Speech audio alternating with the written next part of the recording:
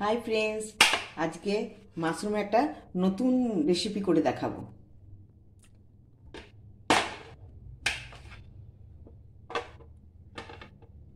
सब माशरूम गुलो केटे निয়েছি।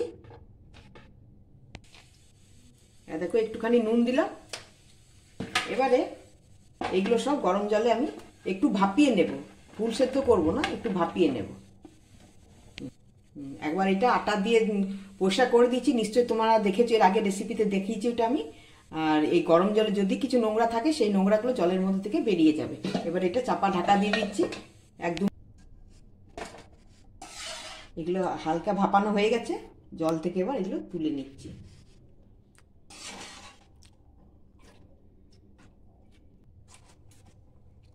এটা কর্নফ্লাওয়ার, মাশরুমটা আমি কোট করব। 2 চামচ দিলাম, ধনে জিরে গুঁড়ো দিলাম, নুন দিলাম, 2 চামচের মতো ভিনিগার দিলাম,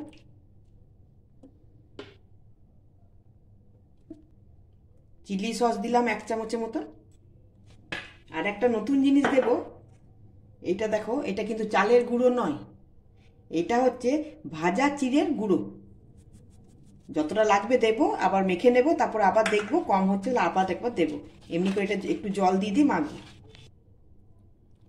বেশি পাতলা করা চলবে না, কোটটা একটু মোটা রাখতে হবে।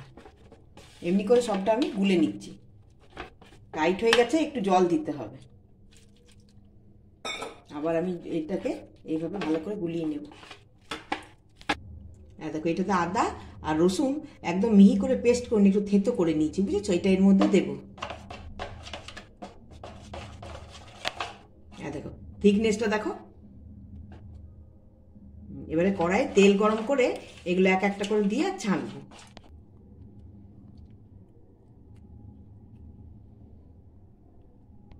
দেখো এগুলো এর মধ্যে দিয়ে দিলাম, এগুলো কোটো। দেখো এরপর তেলে আমি, তেলটা এসে গেছে, এবার আমি দেব।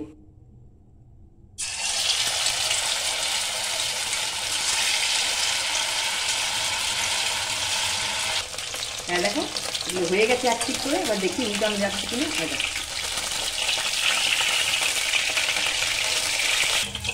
দেখো ফ্রাই হয়ে গেছে, এইটা এবারে উঠিয়ে নেব। বাকিগুলো এমনি করে সবগুলো করে নিই। এটা তোমার শুধু মুখও খেতে ভালো লাগবে, খুবই সুন্দর টেস্ট। এইভাবে তোমরা চিড়ে দিয়ে করে নিও। চাল দিয়েও হবে, চালের গুঁড়ো থাকলে চালের গুঁড়ো দেবে, বেসন দিলেও হবে, ময়দা দিলেও হবে। কিন্তু এটা একদম নতুনত্ব, এটা খুব খাস্তা হবে, খেয়ে আবার তোমার আবার উঠবে কষ্ট, খুব ভালো লাগবে খেতে এটা। দেখো ভাজা হয়ে গেছে সব। তিল ফোড়ন দিচ্ছি, সাদা তিল।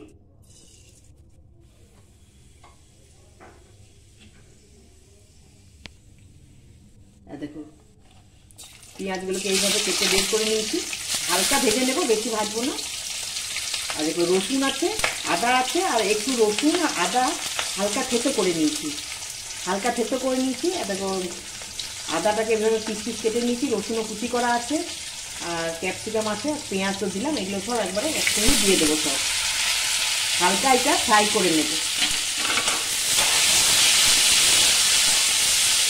দেখো হালকা ফ্রাই করে নিয়েছি, এবার এটা আমি সব তুলে নিচ্ছি।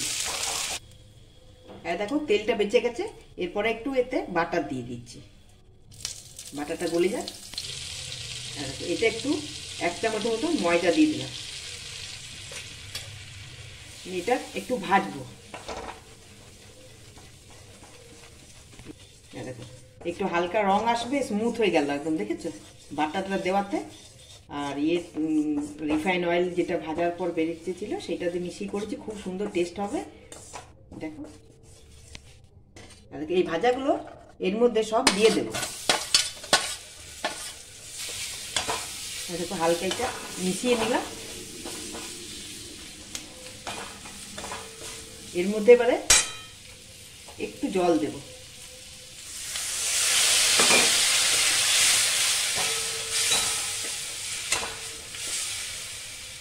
এবারে সব রকমের মশলা দেব। ধনে জিরে, হালকা হলুদ দেব, গরম মশলা দিচ্ছি, হালকা নুন দেব,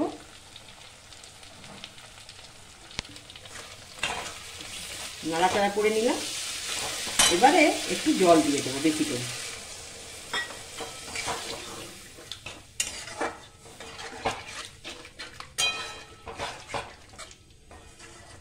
এবার এটা একটু ফুটে উঠুক, ফুটে উঠেছে। এবার হালকা লঙ্কা গুঁড়ো দেবো, বেশি দেবো না।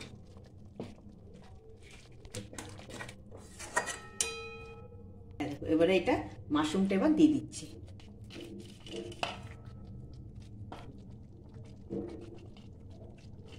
হ্যাঁ দেখো, এগুলো সব দিয়ে দিচ্ছি। এগুলো এবার দিয়ে দিলাম। এবার একটু হালকা ফুটে উঠুক, ভেতরে যে রসটা আছে সেটা ঢুকে যায়। নুনটা এই জন্যই কম দিলাম, কেন এটা তো তোমার নুন দেওয়াই থাকে, এটা বেশি দেবো না। সোয়া সসে তো নুন থাকে, তাই কম দিলাম, নুনটা কম দিয়েছিলাম। এবারে দেব চিলি সস। এটা দিলাম টমেটো সস, এরপর দেবো চিলি সস। এবার এটা একটু চিলি সস বেশি দেবো না, ঝাল হয়ে যাবে। সবটা মিশিয়ে দিলাম এইভাবে। দেখেছো কত সুন্দর কালার এসেছে, দেখেই মনে হচ্ছে ভালো টেস্ট হয়েছে। খেয়ে দেখে নেবে একটুখানি, যদি নুন কম মনে হয় তো দেবে, কেন সোয়া সসে তো নুন থাকে, তাই নুনটা কম দিয়েছিলাম। দেখো এটা হয়ে গেল। এবার আমি এটা সার্ভ করবো। এবার লাইক আর শেয়ার করে দিও বন্ধুরা, আর কমেন্ট করে দিও।